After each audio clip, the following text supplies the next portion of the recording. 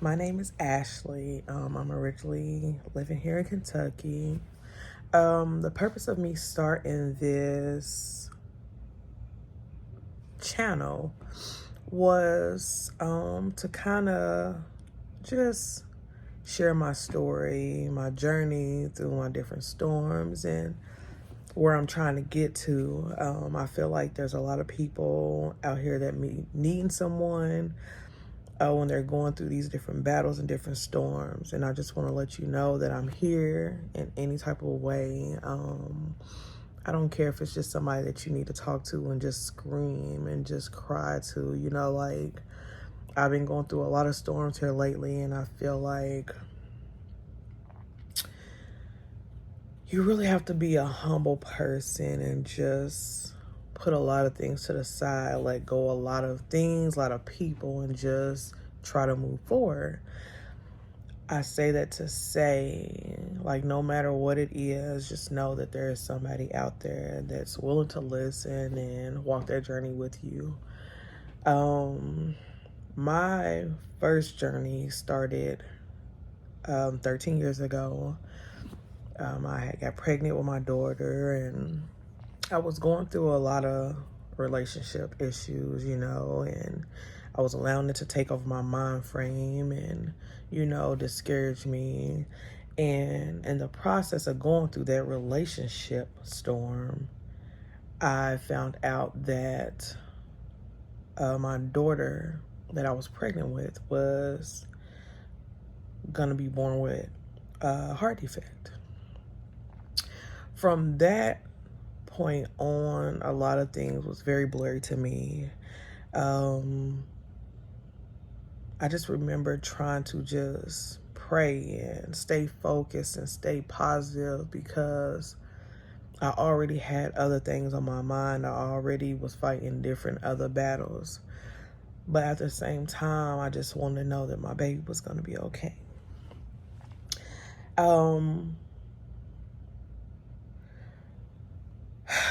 Around 30 weeks, I started having complications.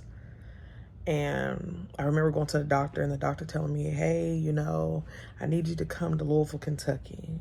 You don't have any fluids. You're missing your fluids. I need you to get there ASAP. Well, because this doctor plays so much, y'all, I didn't know if he was telling the truth or what, because, I took it as a joke, because I'm thinking he plays so much, I don't know when he's, serious. So I'm like, okay, all right.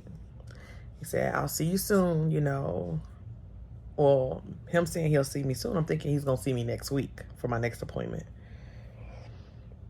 I actually had to go to the room beside that to talk to a lady on the way out, and I'm thinking she's going to give me my next appointment. No, she was telling me, hey, let us know when you get here. This is what you need to do when you get to Louisville at Cozier, da-da-da-da. And I'm like, oh, he was serious. She was like, yes, he was very much serious. Like, this is serious. You need to get there ASAP, da-da-da-da.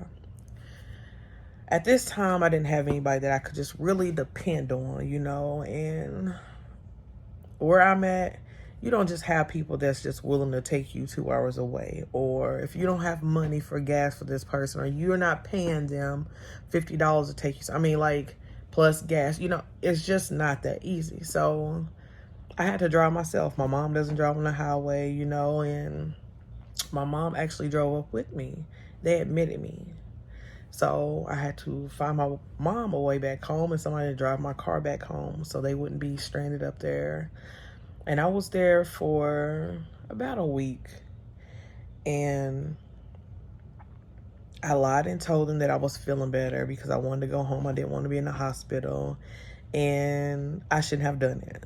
The second that I got released, I was outside waiting on my ride, and on the way home, I'm throwing up everywhere. I'm in so much pain, and my brother, my uncle, actually, he's trying to drive me home so fast. He literally gets us pulled over. The police officer flashes the light back there, and he sees that I just got out the hospital, and he actually gave him a free pass and told him to be careful, this and that.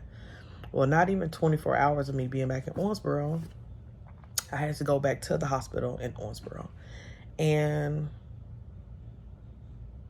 they end up sending me back home an hour later, said I was okay, nothing was wrong.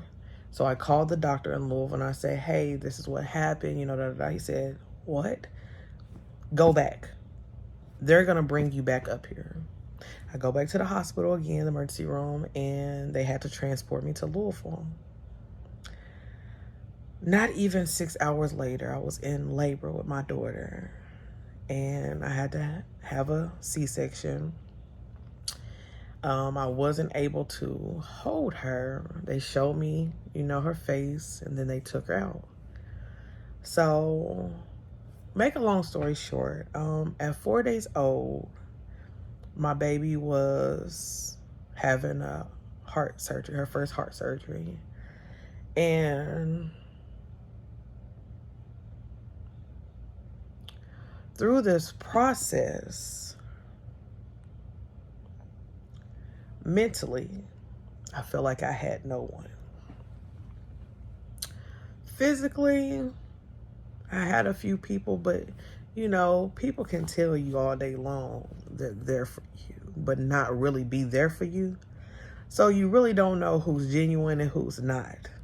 And that goes for friends and family. You know, like they got to really walk a journey with you, like physically and mentally. And I don't mean like they got to be like right there beside me physically, but I'm saying like that prayer does something for me.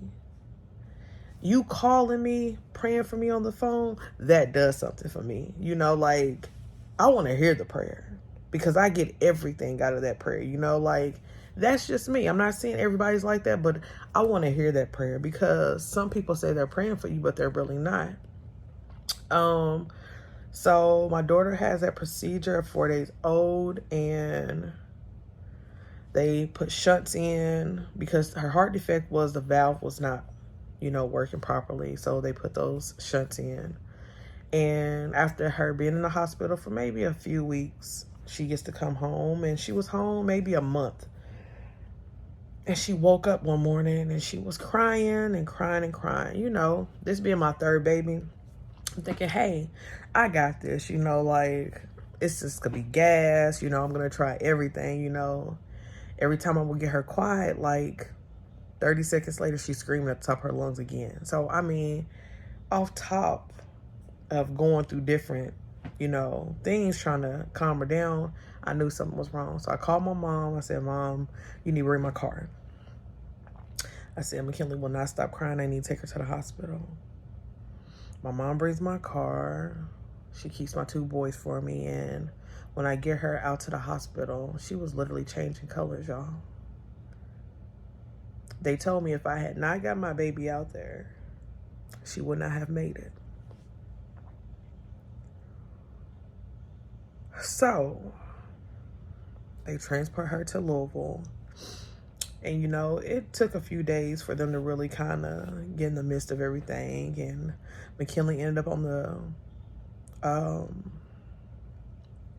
what is it called? Oh, my God. I cannot think of what it's called, y'all. I cannot think of what it's called. But it's going to come to me, and I'm going to tell you what it's called.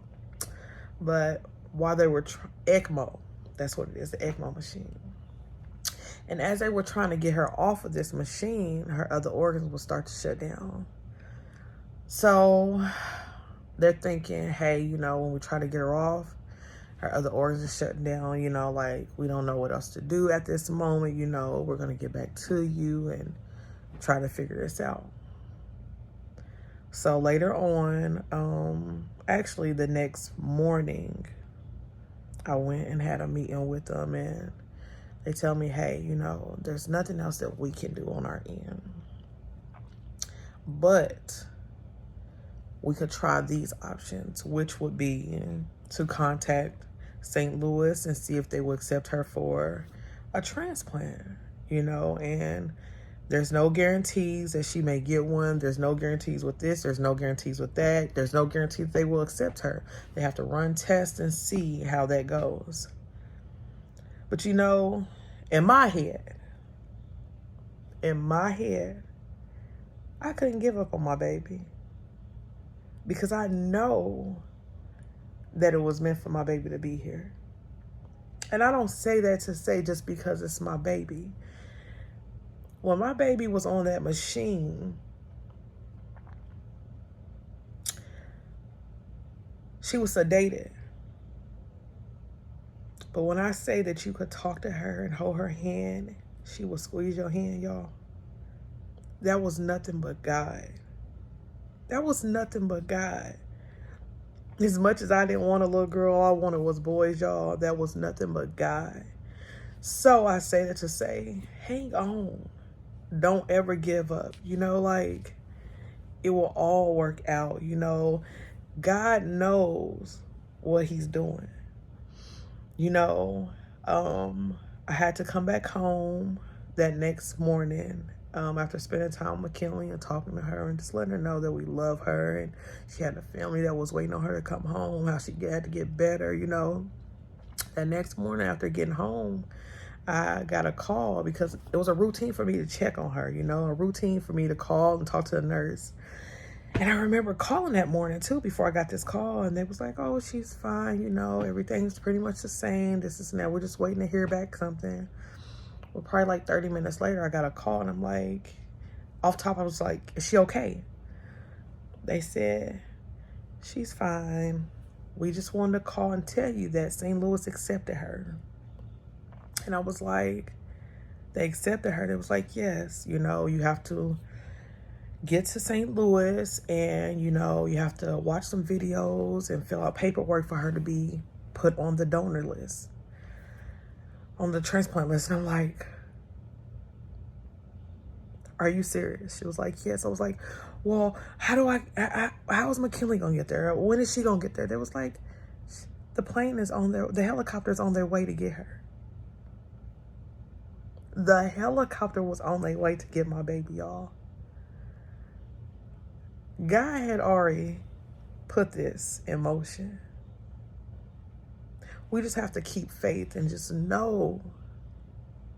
And even though I'm going through storms right now, we just have to keep faith and know that it will be worked out. These storms do not last forever. My baby is 10 years old right now, okay?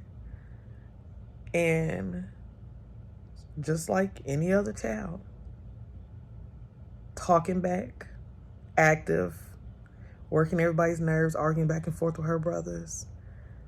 She was placed on that transplant list. And let me tell you another thing. 3 weeks later, my baby had a heart. She had a heart, y'all. So if you have never thought about being a donor,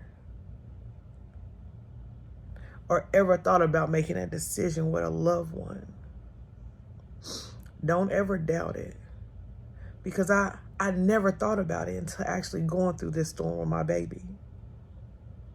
Who will donate? Is me. If I can save another person's life, they can have whatever I have. If my kids can save another child's life and they've already been taken, guess what?